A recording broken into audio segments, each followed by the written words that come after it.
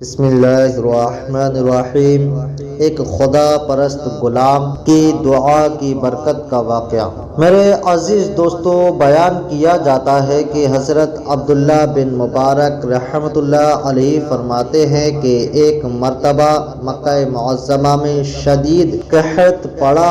لوگ نماز استسقاء کے لیے میدان عرفات میں جمع ہوتے رہے، لیکن کسی طرح قحط کے آثار کم نہ ہوئے۔ برابر ایک ہفتہ اسی طرح گزر گیا۔ چنانچہ آئندہ ہفتے جمعہ کی نماز کے بعد لوگ پھر عرفات میں جمع ہوئے تو میں نے دیکھا ایک سیاہ فارم ضعیف ناتواں انسان ہے، جس نے 2 رکعات نماز پڑھ کر اللہ تعالیٰ سے دعا مانگی اور سجدے میں گر کر قسم کھائی کہ تیری عزت و جلال کی قسم اس وقت تک سجدے سے سر نہ اٹھاؤں گا جب تک تو باران رحمت سے اپنے بندوں کو سیراب نہ کر دے۔ چنانچہ اس دعا کے بعد میں نے دیکھا کہ آسمان پر سیاہ بادل چھا گئے اور اس قدر مہ برسا کہ میں حیران تھا۔ بعد ازاں اس سیاہ فام بندہ خدا نے اپنے رب کی حمد و ثنا بیان کی اور چل دیا۔ میں بھی اس کے پیچھے پیچھے ہو لیا کہ دیکھوں کہ یہ شخص کہاں جاتا ہے۔ جب وہ چلتے چلتے ایسے مکان میں داخل ہوا جہاں ایک بردہ فروش رہتا تھا، یہ دیکھ کر واپس چلا آیا اور صبح کو کچھ روپے لے کر اس بردہ فروش کے مکان پر پہنچا۔ میں نے کہا کہ مجھے ایک غلام خریدنے کی ضرورت ہے۔ میری اس درخواست پر اس سوداگر نے تقریباً 30 غلام مجھے دکھائے۔ ان سب کو دیکھ بھال کر میں نے کہا ان کے علاوہ اور بھی کوئی غلام ہے؟ اس نے جواب دیا، ہاں، ایک منحوس سا غلام ہے جو کسی سے بات نہیں کرتا۔ میں نے کہا اسے بھی دکھاؤ دو۔ تو سوداگر اسی غلام کو لے آیا جس کو میں دیکھ چکا تھا کہ اس کی دعا سے اللہ نے باران رحمت کی تھی۔ میں نے سوداگر سے دریافت کیا کہ تم نے اس کو کس قیمت پر خریدا ہے؟ سوداگر کہنے لگا کہ خریدا تو ہے میں نے 20 اشرفیوں کا، مگر آپ کو صرف 10 ہی اشرفی کا دے دوں گا۔ یہ سن کر حضرت عبداللہ بن مبارک رحمۃ اللہ علیہ نے فرمایا کہ ہمیں اس کی ضرورت نہیں، بلکہ ہم تم کو اس کی قیمت میں 27 اشرفیاں زیادہ دوں گا۔ پھر فرمانے لگے کہ بس اس کا سودا کر کے وہ غلام کو ہمراہ لے کر چل آیا تو وہ غلام کہنے لگا، اے میرے آقا، آپ نے آخر مجھے کیوں خریدا ہے؟ میں تو کسی بھی خدمت کے قابل نہیں ہوں۔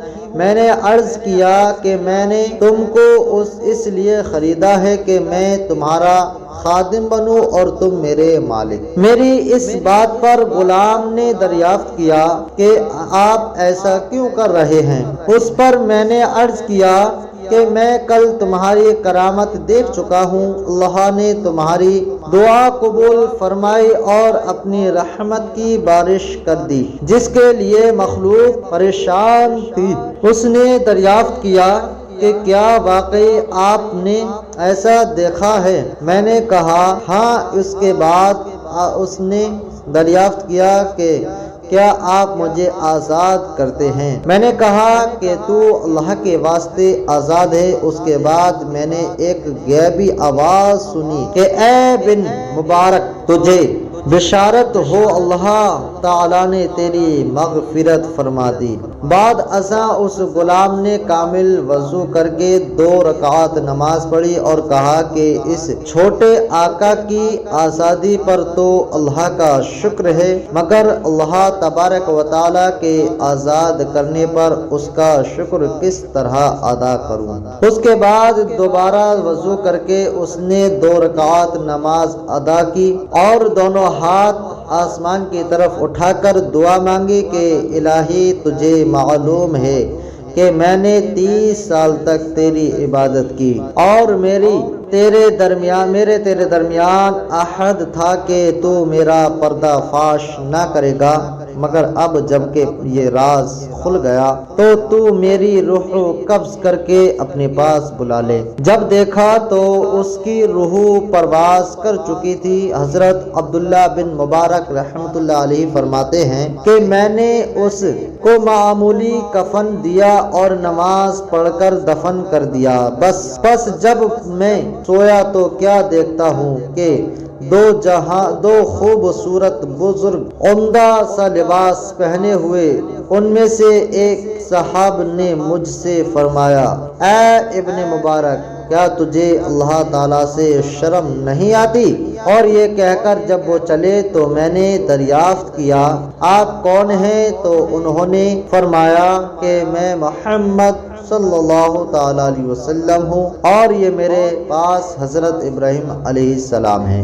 آخر میں نے دریافت کیا کہ میں اللہ سے کس طرح نہیں شرمایا، حالانکہ کثرت سے نماز پڑھتا ہوں؟ پر انہوں نے ارشاد فرمایا کہ آج اولیاء اللہ میں سے ایک ولی کی وفات ہوئی اور تم نے اس کو اچھا کفن نہیں دیا۔ چنانچہ جب صبح ہوئی تو میں نے اس غلام کی قبر کھلوائی اور کھلوا کر نہایت عمدہ اور نفیس کفن پہنایا اور دوبارہ نماز جنازہ ادا کر کے دفن کر دیا۔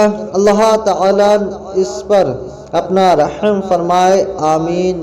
وحوالہ حکایتوں کا گلدستہ۔ سبق، ہمیں یہ سبق ملتا ہے کہ سچ ہے اللہ تعالیٰ اپنے مطیع اور فرما برداروں کی خود عزت بڑھا دیتا ہے، جو اپنے آپ کو اللہ کے لیے فنا کر دیتا ہے۔ اللہ تعالیٰ دنیا کو خود اس کے آگے جھکا دیتا ہے۔ دعا ہے کہ اللہ تعالیٰ ہم سب کو بھی نیک بننے کی توفیق عطا فرمائے، آمین۔ ملتے ہیں اگلی ویڈیو میں، تب تک کے لیے اللہ حافظ۔